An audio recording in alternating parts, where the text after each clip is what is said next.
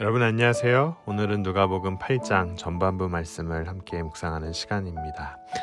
사단이 우리가 하나님께 가까이 나아갈 때 이를 막기 위해, 회방기 위해 쓰는 많은 전략들이 있는데요. 그 중에 하나가 바로 선포되는 말씀을 막는 일입니다. 사단은 하나님의 말씀을 사람들의 마음과 생각으로부터 빼앗고 그러함으로 우리를 하나님으로부터 멀어지게 합니다. 오늘 우리는 사단이 어떻게 우리에게 선포되는 말씀을 가로채는지 그의 전략을 말씀을 통해 보도록 하겠습니다. 그리고 거기서 끝나는 것이 아니라 어떻게 우리는 사단의 공격으로부터 우리 자신을 방어할 수 있을지 함께 묵상하도록 하겠습니다. 여러분, 우리가 매일매일 묵상을 하지만 이 말씀이 우리의 생각과 마음 안에 들어와 뿌리 내리지 않으면요 절대 과실을 맺을 수 없습니다. 오늘 말씀 8절은 이렇게 전하고 있어요. 더러는 좋은 땅에 떨어짐에 100배의 결실을 하였느니라. 마태복음 13장 8절도 동일하게 전하고 있습니다. 어떤 씨는 좋은 땅에 떨어져 100배, 60배, 30배의 열매를 맺었다라고 전합니다. 마가복음 4장을 보아도 같은 내용을 조금 더 자세히 언급합니다. 좋은 땅에 뿌리워졌다는 것은 그 말씀을 듣고 그것을 마음 가운데 받아 30배와 60배와 100배의 결실을 하는 자니라. 어떤 사람은 좋은 땅에 뿌려진 씨와 같아서 이런 이들은 말씀을 듣고 받아들여 30배, 60배, 100배의 열매를 맺는다. 듣고 받아들인다 라고 하고 있습니다. 우리가 말씀을 받아들이고 그 말씀이 우리 가운데 뿌리 내릴 때만이 이러한 성령의 열매를 우리 삶을 통해 볼 수 있다는 겁니다. 성령님께서는 우리 모두를 거룩하게 하기 위해 말씀이라는 중요한 수단을 사용합니다. 그렇게 사단이 우리 안에 들어오는 이 말씀을 회방할 때 예수님을 닮아가는 마음도 새롭게 입음받는 삶 모두 흔들리게 되는 거예요. 여러분이 가장 좋아하는 과일 한번 머릿속에 떠올리시기 바랍니다. 이곳 캘리포니아 지역에는 레몬 또 오렌지 나무가 참 많이 있습니다. 저희 중고등부 예배실 쪽에도 레몬과 오렌지 나무들이 쭉 심겨져 있죠.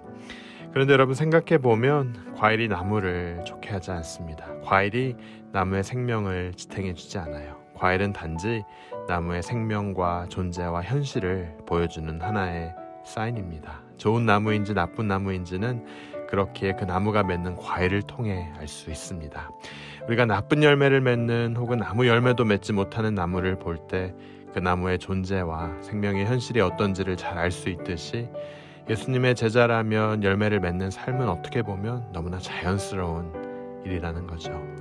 사단이 말씀을 우리로부터 빼앗아가면 열매 맺음도 제자의 삶도 다 날아가 버리는 거예요. 그렇게 우리가 정말로 주의하는 것이 바로 우리 안에 거하는 말씀을 사단에게 빼앗기지 않는 일일 겁니다. 여러분, 그럼 사단은 어떻게 우리 안에 거하려는 말씀을 빼앗습니까? 오늘 누가복음 8장 본문을 보면 사단이라는 단어가 나와 있지는 않지만 듣는 자로 하여금 열매 맺지 못하게 하기 위해 사단은 보이지 않는 곳에서 많은 영향력을 끼치고 있는 것을 볼 수 있습니다. 적어도 사단은 세 가지를 통해 우리에게 들여오려는 말씀을 방해합니다. 5절 말씀 우리가 함께 같이 읽어보도록 하겠습니다. 씨를 뿌리는 자가 그 씨를 뿌리러 나가서 뿌릴새 더러는 길가에 떨어짐에 밟히며 공중의 새들이 먹어버렸고. 여기에 대한 의미를 12절 누가는 부연 설명합니다.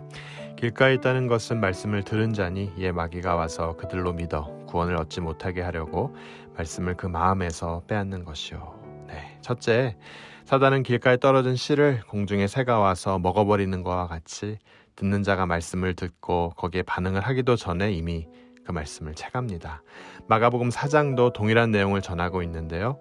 다만 즉시라는 단어를 통해 얼마나 빨리 말씀이 빼앗기게 되는지 언급하고 있습니다.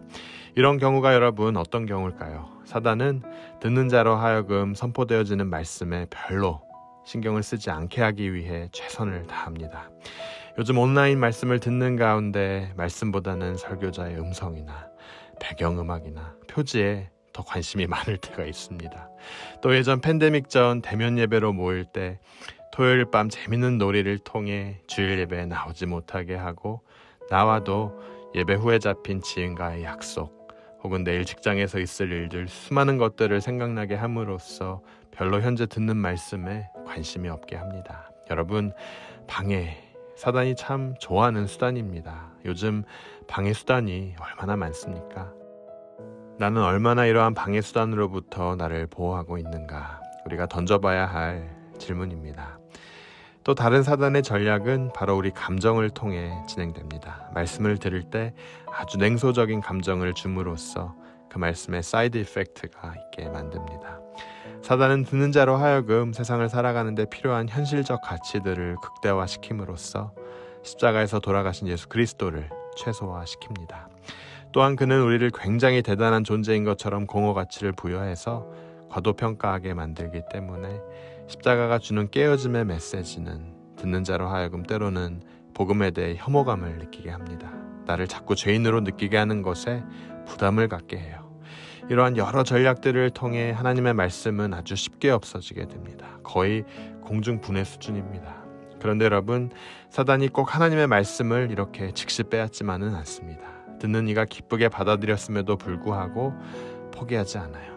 그 말씀이 그 인생에 아무런 영향력을 주지 못하게 하기 위해 최선을 다합니다. 6절이 그 상황을 설명합니다. 6절 말씀입니다. 더러는 바위 위에 떨어짐에 났다가 습기가 없으므로 말랐고. 여러분 무슨 뜻입니까?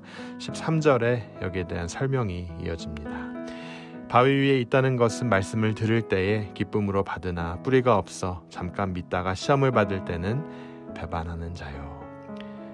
떨어진 씨앗이 흙이 깊지 않으니까 싹이 나왔는데 해가 돋자마자 바로 타버립니다. 뿌리가 깊지 못해서 삶에서 일어나는 고통과 핍박이라는 시험으로 인해 타버린다는 거예요. 여러분, 얼마나 많은 교회가 핍박으로 인해 나뉘고 깨집니까? 또 얼마나 많은 그리스도인들이 삶의 고난으로 인해 시험에 들고 예배 자리를 포기합니까? 여러분, 저는 여러분 모두가 힘든 일이 있을수록 오히려 서로 하나가 되고 서로 덮어주고 서로 사랑하고 그래서 하나님께서 주시고자 하는 소망의 말씀을 더욱 붙잡는 분들 되시길 주님의 이름으로 축원합니다. 시험으로 인해 타버리고 세상으로 없어지는 게 아니라 오히려 힘써 모이는 교회가 되어야 합니다. 비록 팬데믹이라는 시험이 장기화되고 있지만 힘들 때나 기쁠 때나 여호와만을 기뻐하는 여러분 되시길 주님의 이름으로 축원합니다. 마지막, 사단은 어떠한 전략을 통해 떨어진 씨앗이 열매 맺지 못하게 합니까?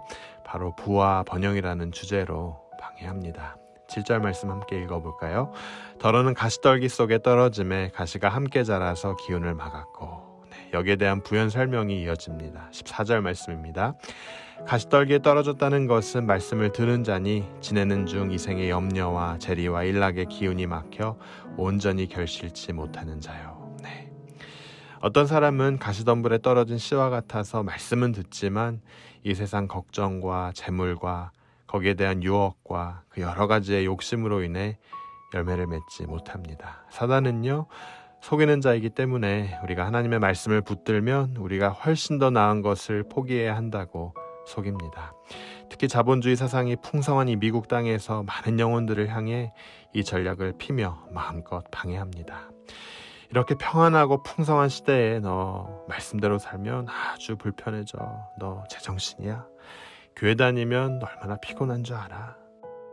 수많은 젊은이들이 속임에 넘어져 마음의 말씀을 받아들이지만 이 세상 걱정과 재물에 대한 유혹, 그 밖에 여러 가지 욕심으로 인해 열매 맺지 못하는 삶을 지금도 살고 있습니다. 특히 젊은 세대로 갈수록 그래요. Self-gratification, career building, my wealth. 너무나 중요합니다. 사단은 이와 같이 첫째 말씀이 들려지자마자 말씀에 대한 무관심과 혐오하는 마음, 냉소적이고 크리티컬한 태도를 갖게 함으로써 그 말씀이 마음에 받아들여지지 못하게 하고 또 말씀이 한 영혼에게 기쁜 마음으로 받아들여졌다 할지라도 고난과 시험과 재물과 세상 일들을 총동원하여 우리로 하여금 열매 맺지 못하게 합니다. 여러분, 그렇다면 우리는 어떻게 사단 마귀를 대적할 수 있습니까? 첫째, 저희가 말씀 앞부분에서 읽은 8절 말씀에 답이 있습니다. 간단합니다. 좋은 땅을 마련해야 돼요. 우리의 마음이 좋은 땅이 되어야 해요. 말씀을 접하기 전 우리의 마음을 기경해야 합니다. 우리의 모든 생각을 다 주님께 맡기고 구할 때 좋은 땅을 마련해 주시고 말씀이 우리 삶에 열매 맺게 해주십니다. 여러분, 예수님 곁에는 12 제자들과 함께 치유의 역사로 회복된 막달라 마리아를 포함하여 몇몇 여인들이 자신의 소유로 예수님을 섬겼습니다. 그들은 세상이 주목하지는 않는 사람들이었지만 천국의 씨를 순전하게 받은 좋은 땅을 마련한 장본인들이었습니다. 금일 누가는 다시 한번 하나님의 나라가 어떤 곳인지 예수님의 이 비유를 통해 보여주고 있는데요. 그곳은 어떤 곳이었습니까? 예수님이 세우신 하나님의 나라는 이방인, 세리, 죄인, 여인 등 그 사회에서는 외면당했지만 믿음으로 그들의 좋은 땅에 말씀을 받는 자들로 구성된 전혀 새로운 공동체임을 우리에게 보여주고 있습니다.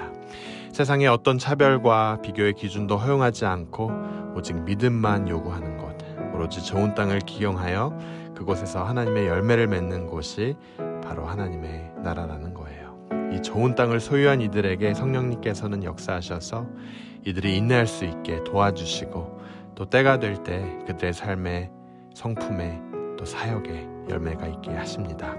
이러한 일들을 통해 그리스도인의 성품이 이 땅에 서가고 그리스도의 나라가 서가게 하는 거예요.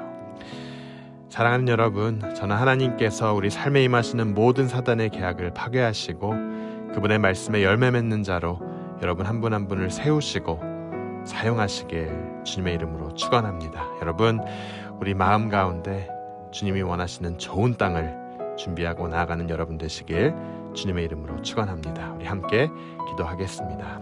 하나님, 금일 말씀을 통해 우리가 어떤 자세로 임해야 하는지 도전해 주심에 감사합니다. 주님의 사역에 동참한 이들, 보이지 않는 곳에서 주께 헌신한 여인들과 세리와 죄인과 이방인이었음을 봅니다. 주님, 세상의 주목을 받는 자들이 아니었지만 주님의 주목을 받고 주님의 나라를 위해 귀하게 사용된 자들이었습니다. 우리도 이러한 자들이 되길 원합니다.